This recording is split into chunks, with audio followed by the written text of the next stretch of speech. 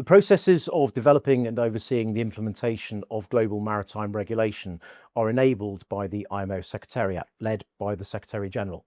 Our current Secretary General is His Excellency Arsenio Dominguez, who began his 4-year tenure in January 2024. As we pass the halfway point of his current tenure, we are honoured to have the opportunity to talk with the Secretary General about his works. Your Excellency, thank you so much for the opportunity to talk to us today.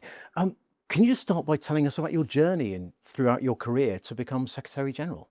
I'll try to make this as short as possible. I don't come from a maritime background. However, having been born and raised in Panama, of course, I was very familiar with ships, amazing floating structures going in and out of the Panama Canal. And that's one of the reasons why I moved into the shipping sector. I started by studying naval architecture, went back home and worked at a shipyard, one of the best jobs that I had in ship repair, where I got a lot of the practical experience about implementation of IMO rules. And then had the opportunity to join the Panama Maritime Authority back in 1998, moved to London as a technical advisor to represent Panama to IMO. Then started to progress within the administrations from technical advisor to alternative representative, culminating as ambassador of Panama to IMO in 2014. So in total, it was around 20 years that I spent with Panama, always linked with IMO. In that process, I got even more interested and invested in the work of the organization. I started chairing meetings, including the Marine Environmental Protection Committee, getting involved into all the processes of how we could improve the way that we did things here at IMO, including the strategic plan. And then, of course, had the opportunity to join the Secretariat in 2017, first as a Chief of Staff to the then Secretary General. From there, during the COVID pandemic, I was appointed Director of the Administrative Division, which it was quite a task, but also just got me closer not only to the UN system, but also in the sector in how we protect seafarers in very adverse circumstances. In the last 2 years, before becoming Secretary General, was when I was Director of the Marine Environment Division, particularly focusing on progressing the GHG agenda. And then in 2023, the membership trusted me, and I'm still very honored by that, with leading the organization as the next Secretary General. And here I am. Congratulations, and thank you. Huge, that's an amazing career journey. You've now been Secretary General for 2 years. What would you say are your key successes in those first 2 years that you've had as Secretary General? I wouldn't rate successes as mine successes, but for me, it's the success of the organization. And in those 2 years, I can start listing all the progress that we've made in the different agenda items that we deal with the organization. But we're very close right now in finalizing the Maritime Autonomous Surface Ships Code, which of course start including all these new technologies that are coming into the sector. We are progressing on the decarbonization agenda, not only on the aspects of the environment, but also on the safety aspects of transporting, utilizing and managing these new fuels, alternative fuels and technologies. We're starting the process of the review of the STCW convention as well, which of course this week enters its phase 2, now specifically going to amendments. We are tackling criminalization as well as abandonment of seafarers, not only ourselves, but with our social partners, particularly the International Labour Organization, tackling fraudulent registrations, you name it. But on top of that, it's some of the areas that also work and brought to the organization, which was enhance the visibility of IMO, more contact with the media, contact directly with the people in the field, particularly cadets, which are going to be the future of the sector. And enhancing transparency. There's more visibility on everything that we do, information on our website, and I want to keep that going because it is now translating into the way that our negotiations and our decisions are actually informed, not only within the shipping sector, but in other sectors. We can't work in isolations, and I want to get closer as much as we can to social society, the civil society, but also to other sectors that participate and engage with us. You started off with a fantastic list of amazing codes, conventions and other things, and then you talked about changes. At the 34th Assembly, you said when you took the job, you wanted to shake things up a bit. And those little changes you started to talk about there sound like you're managing to shake things. Can you just talk through, have you shaken things up, do you think, at the IMO? I had. And that's something that I reiterated during the assembly last year. The reality is that if you actually manage to find my campaign video, it was one of the key messages that I had there, that I wasn't afraid to shake things up in order to actually get the results. And I started right away in the organization. For me, IMO is a fantastic entity, but for the years of experience, I always thought of areas where we can actually work better internally in order to support the membership.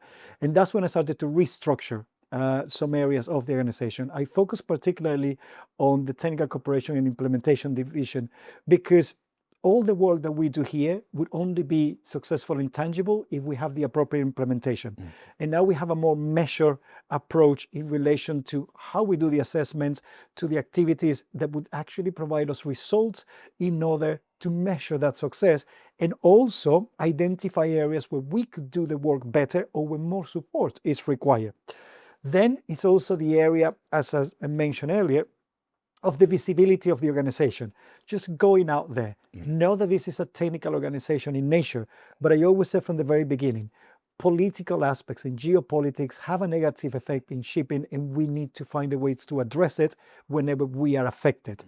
And that's another area where I've been actually working closer with the member states as well as other UN agencies in order to actually put IMO on the map and highlight where we can contribute, how we can contribute, even though some of the root causes do not belong directly to us.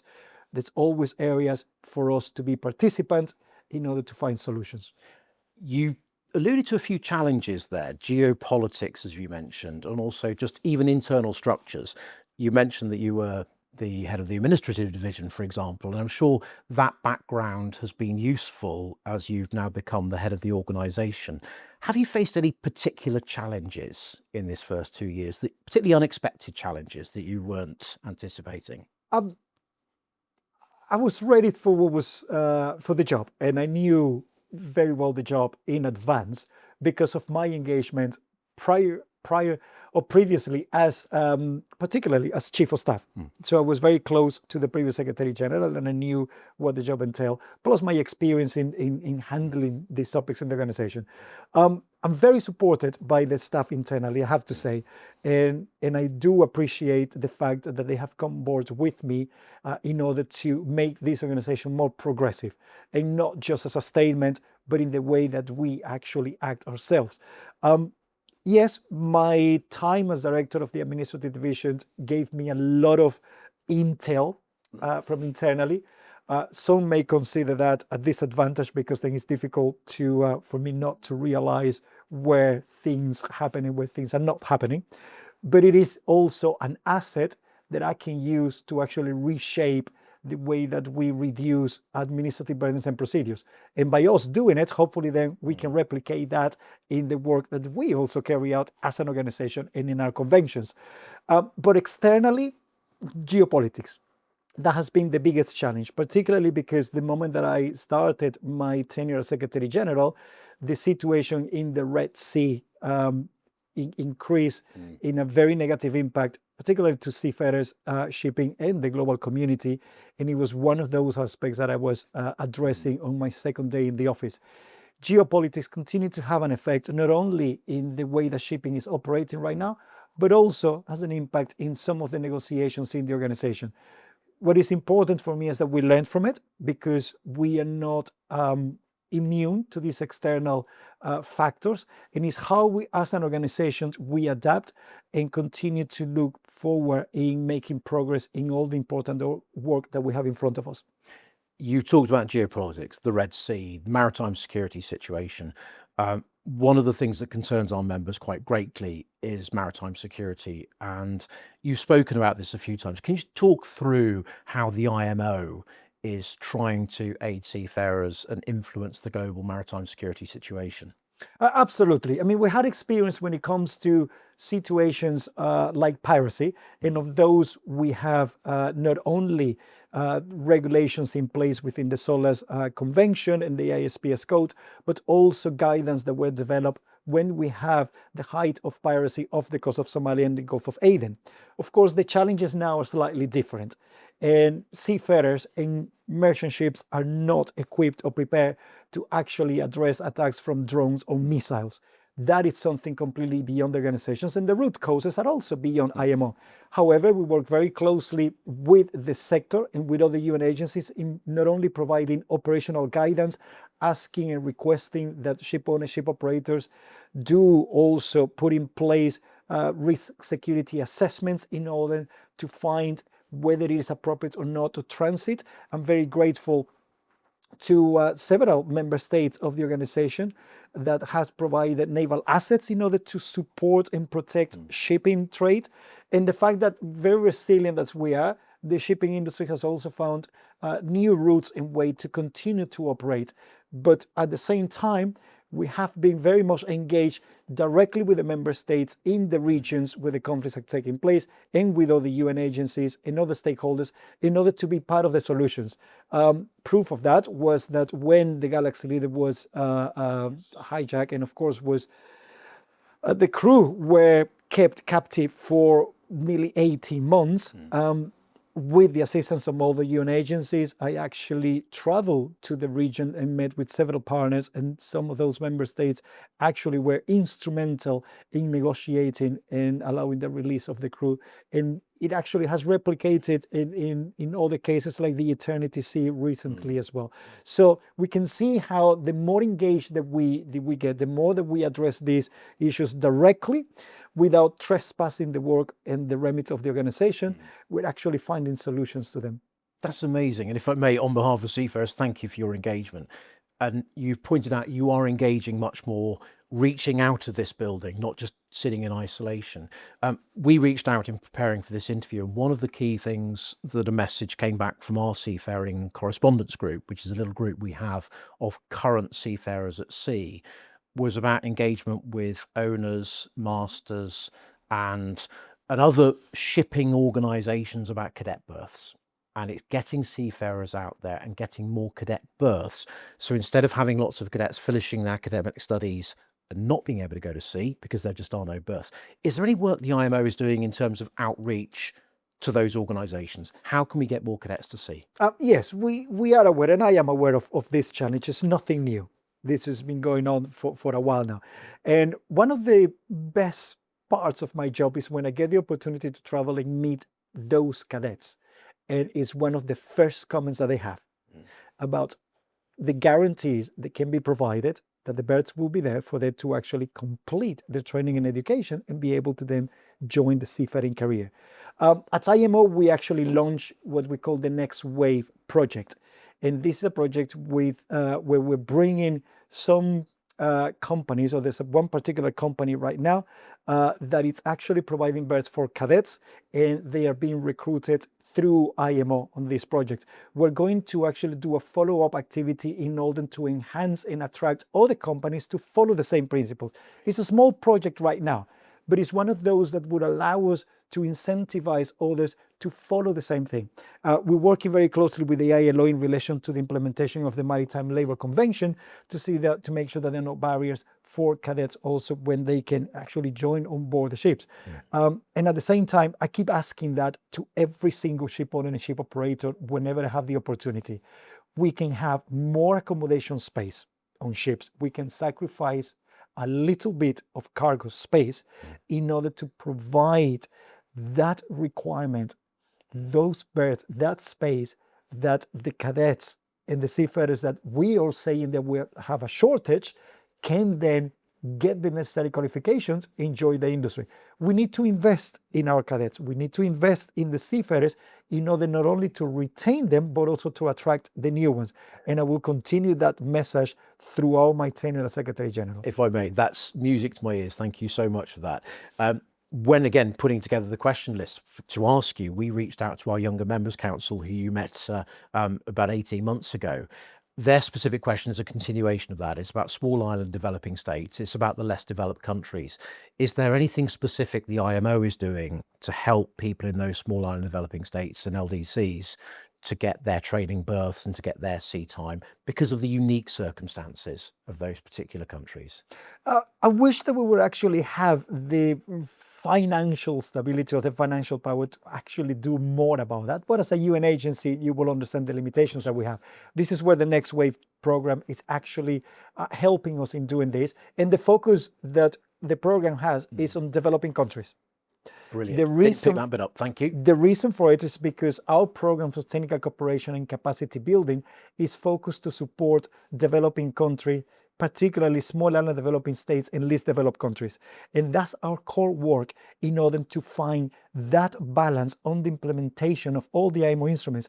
And that is the same approach that we're using when we actually can provide additional training, additional support, or the call for those who can support the cadets to finalize their training and then join the seafaring career.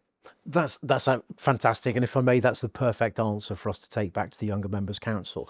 Something else which keeps coming up, particularly from the younger generations, Gen Z, is technology. And recently we've been engaged by the Lloyd's Register Foundation with a project called STEER, Seafarer Technology Engagement, Empower and Resilience, to look at the effects of technology, how that's going to affect the younger generation as well as the older generation of seafarers. And we're looking at a whole range of technologies. Is there anything the IMO would particularly like the Nautical Institute to look at from a technological perspective? Technology is here with us now. So we need to make the best use of technology, despite the challenges that it also comes with them. Some of those will be the cyber risks that we have with implementing too much technology into it. Now, the next generation is actually very versatile when it comes to technology. So probably they could be the ones giving us feedback in how they expect us to actually adapt the technology, not only to the education and training, but also, for example, the equipment on board the ships. This one of those aspects that we considered many years ago when we started on e-navigation in order to actually find a way that if started on the bridge, that everything was integrated. These kind of projects, we're still working on this. So these kind of projects can actually give us the feedback and the guidance of what is the right technology. The users need technology that would not only make shipping safer, more secure, and environmentally friendly, but also will reduce administrative burdens and the heavy workload of seafarers on board the ships. Similarly, when we can get feedback from all these studies, what are the risks of introducing these technologies? And it's not just the risk of utilizing it on board, but as I keep saying, because there's a misconception with the maritime autonomous surface ships, we are not here to use technologies to replace people, but it's how technology will assist the work that the people carry out on board. We also need to look at how technology allows us to transfer jobs from on board the ship, probably to other areas. Yes. That's the kind of feedback that it will be very good if it comes from your projects and from the end users, because then we get firsthand those that actually will be the ones implementing and making sure that IMO regulations are effective. We take those views from the very beginning when we're actually analyzing the future rules.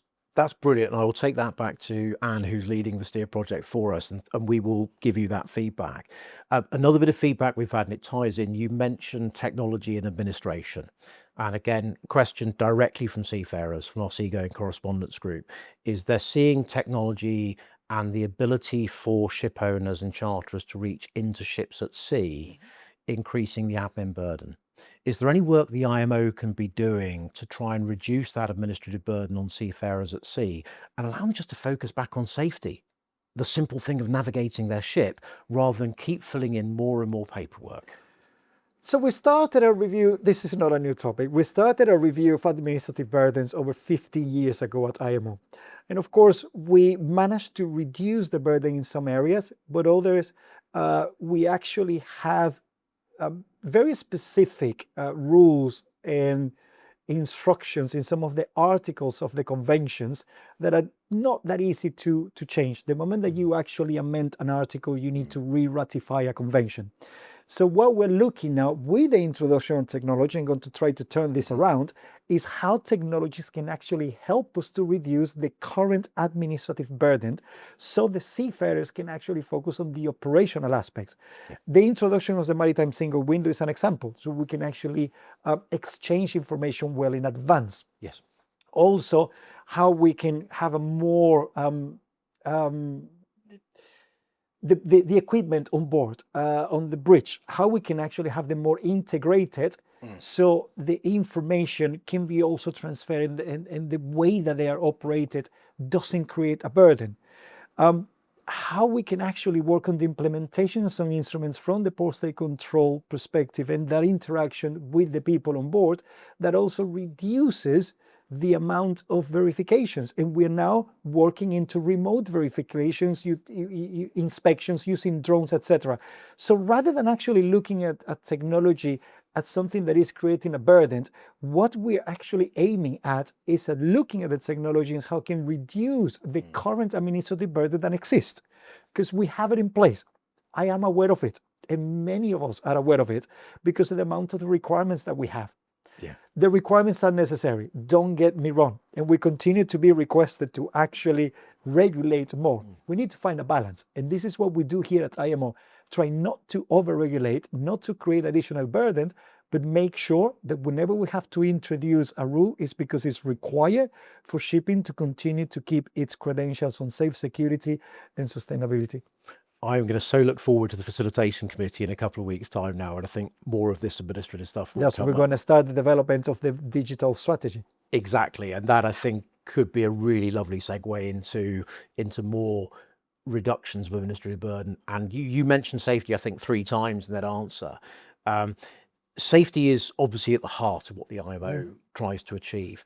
In terms of the next few years, where do you think the IMO should focus in terms of improving safety for seafarers? Where would you like that focus to be? We are actually have increased our credentials when it comes to safety. 2023, we only have 23 total losses of vessels, which is the lowest number that we had. There's still one too many for me, so don't get me wrong in that respect. There's still one too many, but it is important to also highlight that we actually have improved with our regulatory system. When it comes to safety, I will actually focus right now on what we're doing with the STCW convention, because that's where everything starts. So from the investigations of the casualties, there's a lot of tendencies and actually outcomes that link to human error. We need to enhance the way that our training is provided, the way that the experience is shared on board the ships, to make sure that the people on board, together with any technology, can actually continue to enhance the safety of the vessels. We need probably to have additional training requirements, not in a mandatory way, but the safety drills on board the ships. We like the companies to be probably more proactive in this respect and then just identify in a random way which are the safety drills that probably can be performed on board the ships more frequently. Now that the Maritime Safety Committee also agreed to start reviewing the guidelines on the implementation of the International Safety Management Code, because of that relationship in safety aspects, here is a great opportunity to look into how effective they have been and the code itself, which areas we need to enhance that relationship of the shipboard interface together with all the people and the companies, and see where we can actually enhance the safety requirements. But we don't have to go directly to amend conventions. Conventions are there. We need to look into what are the challenges, starting with the training and then the operational aspects. That's right. There's a lot, by the sounds of it, the IMO can do to enhance safety. But safety comes from so many different parts of our shipping community. What would you like to see people outside the IMO, the ship owners, the masters, the charterers, where can they best focus their efforts to enhance safety to make it a completely cooperative shipping ecosystem from IMO right down to the holes in the water? But we have a cooperative ecosystem. It's all the agencies, apologies, all the non-governmental organizations that actually represent the different parts, the different sectors of the shipping industry are represented here at IMO, and they bring their experience and expertise. Nautical Institute also bring that experience and expertise, and this is what we need, the practical examples that are going to allow us to increase safety aspects and also be proactive. Another one that I can tap on is the transition to greener fuels, alternative fuels. We know that we need to address the safety aspects of those fuels, from the operations of bunkering to actually using those fuels as fuels. This is where additional research and development can come to the organization, additional standards that can be put in place ahead of when we finalize because of international law, the procedures and the time that it takes us to make some of these trainings mandatory. But the proactive approach is what is actually going to allow us to strive in something that is at the heart of the organization. IMO was born because of safety issues, and I can tell you, safety may not hit the headlines the way that other topics of the organizations do, but it's still the priority for us. You've raised a lovely point, because safety, you're right, doesn't hit the headlines. Unfortunately, sometimes politics does hit the headlines. And you mentioned the alternative fuel strategy, alternative fuels, the net zero framework. One of the comments I pick up sometimes from our members is about politicization here at the IMO. You've been here much longer than I have. Do you think the IMO is becoming increasingly political? Is it overly affected by politics? How does that play into your considerations as Secretary General? Politics have been with us for years. It's nothing new. Sometimes it's more visibility. Sometimes we have additional conflicts, like the situation that we're going through right now. But IMO has faced politics in the past. We have even made decisions based on political events or geopolitical events that have taken place and that have shaken up the world. And if I give you one example, 9/11 in 2001 just highlighted the importance that we needed to place in ships not being used in a way that they were not intended for. And of course, the ISPS code was born based on that. Now, this is a reaction, a response of the organization to geopolitical situations. So we're not immune to it. We don't deal directly with the geopolitics, but it's something that we actually have been addressing as an organization in the way that we make progress.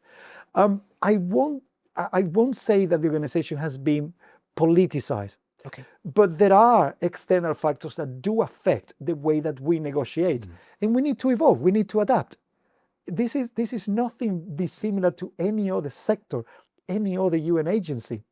The reality is that is how we respond, how we communicate with each other, understand each other, and then identify the areas where there's common agreement. We make progress and continue to discuss and find understandings on other areas where disagreement exists.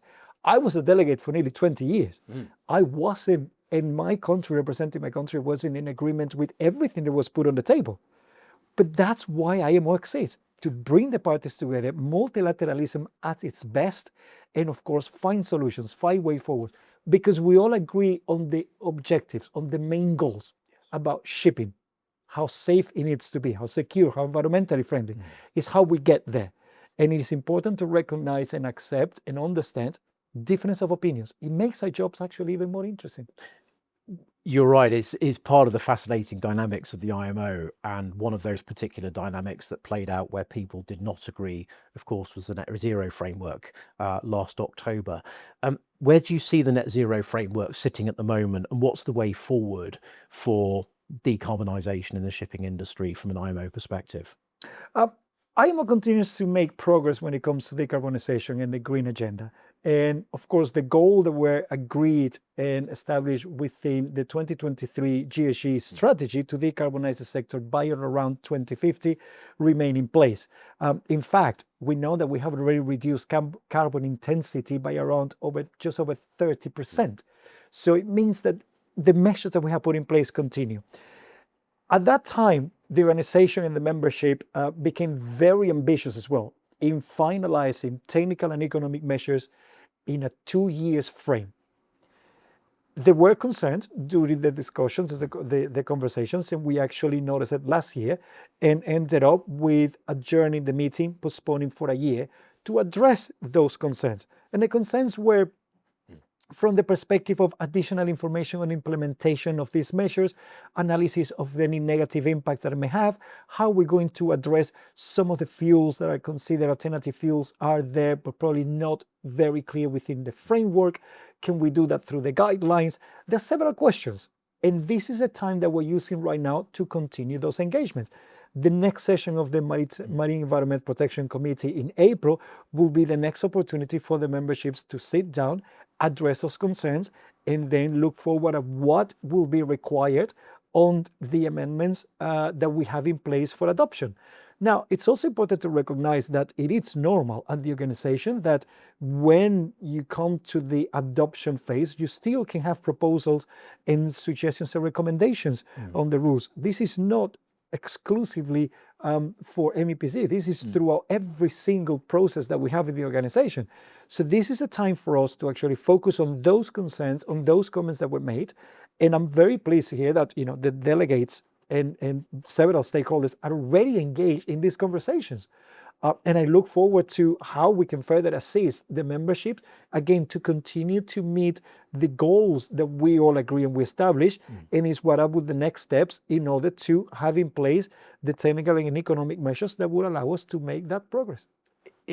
I'm really looking forward to October when the meeting resumes. Let's start in April first. Let's start in April. Let's work step by step. Let's work for April, and then we'll and then prepare go for the to next October, one. Yes. which would be really, it's going to be fascinating, and the discussions in plenary will be fascinating on this. In terms of some of the discussions, you now have 13 environmentally focused non-governmental organisations, but only 7 seafarer focused non-governmental organisations. Do you feel the environmental lobby has now got excessive weight and is almost capturing part of the IMO? No, and I wouldn't even use the word capturing. I don't think that anybody really captures the work of IMO. We as I said earlier, we have increased our transparency, engagement, and participation. It's very noticeable within the organization. And I wouldn't do a direct comparison into 13 against 7. The reason why, it's because we have a very well-defined procedures for the acceptance or the inclusion of observer status in the organization. There's a lot more interest. But when you look, for example, at the 13 environmental agencies, they represent different parts of the sectors because they also look into different areas of technologies and fuels, and it's not only on the environment but also on safety. Now, when it comes to those that represent the seafarers, there are additional organizations. It's just that they are already represented through yourself because they are your members, and that is part of that approach that we take, that rather than increasing just the numbers, we also would like a very coordinated approach, which is what you have. So don't look at it into we're actually less important or we're less influential or effective because we're less in numbers. The participations are the same, and it's the substantive participation and substantive input in the negotiations that actually can help in making our regulatory process better. That can come from one intervention or from 10 interventions. So don't look at the numbers. Look at the proactive approach and the substantive participations in order for us to actually take on board that experience, that expertise, and make our regulatory process better. That's really heartening to hear, actually, because as an NGO here at the IMO, we like to hope that our advice is listened to. From what you said there, it's a very important part that we're contributing. What is your view of the NGO cohort and the value that we do or don't bring to the IMO? You bring particularly the experience from those that are out in the field. And this is what I was very appreciative of, the questions that you brought directly from cadet or seafarers, because that's something that we need to highlight more and probably increase into the negotiations of the organization. The voices of those that are on board the ships or that are ashore on the ports and that are facing any challenges with implementing directly whatever we agree here in this building. So the more that you can actually get us closer to those voices, the better that we will be at addressing those concerns, addressing comments, addressing input, recommendations or suggestions for us to continue to improve. For as good as we are, we can always be better. And that's the process that we have at IMO, and that's the mentality that I want everyone to keep in mind. We're good. We can always be better. That's really heartening, and I'm delighted that we do bring extra value. You've also said about addressing future tense. You've got 2 more years as Secretary General. What do you hope to achieve in those next 2 years? I still haven't finished with the objectives that I set up actually at the beginning of my tenure. And I said that I wanted to, focus on the work that we're doing and maintaining the organization together in all the negotiations. And I'm pleased to say that I feel very comfortable and happy with not only the support that I get from the membership, but the engagement that it's there in every single topic in the organization. Whether we agree or disagree, we continue to move forward as one. Technical cooperation and the enhancement of implementations of the instruments. I continue to restructure. Even this year, I further restructured the technical cooperation and implementation divisions in order to enhance the areas of security, as well as how we're going to measure with the introduction of key performance indicators for all our activities. The visibility of the organization. We've done a great job there, and I'm very grateful for the communications teams that I have. They keep giving me feedback. I keep pushing them because I want them to even be more creative in things that we can do to actually highlight not just IMO, but shipping in general that doesn't get the recognition that it deserves. And of course, the people. There's more to do, not only with my staff here in assisting them, in helping them, in for us serving better the member states, reducing our burdens and our procedures, the bureaucracies, in order to be more like a 50% governmental entity, 50% private entity. That's kind of my mentality in approaching a business. Okay. But also the seafarers. There's an increase on criminalization. There's an increase on abandonment. We need to address that. We need to find ways to also attract the younger generation into seafaring, into the shipping sector. So I still have plenty of work to do. 2 years have gone by very quickly, and the times that I feel that I haven't actually done enough, my team will disagree with me for how busy I keep them. But the fact is that I still have plans for the main objectives that I set up from the very beginning. So you've talked about 2 years and 2 years. Could I ask you a bit of an inside track question? Quite often Secretary Generals do their 4 years and they ask for re-election for a further 4 years. Could you give us the inside track? Do you intend to ask for 4 more years? And if you do, some of those projects you said are quite long-term projects. What will be your focus for that extra 4 years if you do bid to become Secretary General again?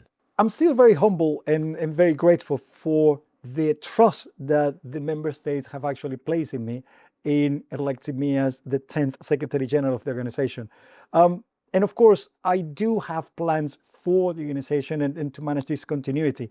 But I will leave it to the member states because it is their assessment on whether I'm responding to their requirements, that I'm managing the organizations and I'm meeting their expectations. And later on this year, they will actually carry out that assessment and make the decisions whether they reappoint me for another 4 years to continue the work that we have started. I have still work to do in relation to the priorities that I actually brought to the organizations, and I will not rush into setting up new priorities until I have seen the tangible results and the progress made on those. So still work ahead to do, still working with the membership, but of course I do put myself in their hands because I'm here to work with them and for them. Secretary General, that's an amazing inside track. I do wish you the very best of luck, and I'm sure the members are going to throw their support behind you because certainly from the perspective of the Nautical Institute, you're doing an absolutely amazing job. Thank you. You've given us an hour of your time. Thank you so much for that. And we will make sure that great IMO message gets out to the 15,000 seafarers that are our members. My pleasure. Thank you very much indeed, sir.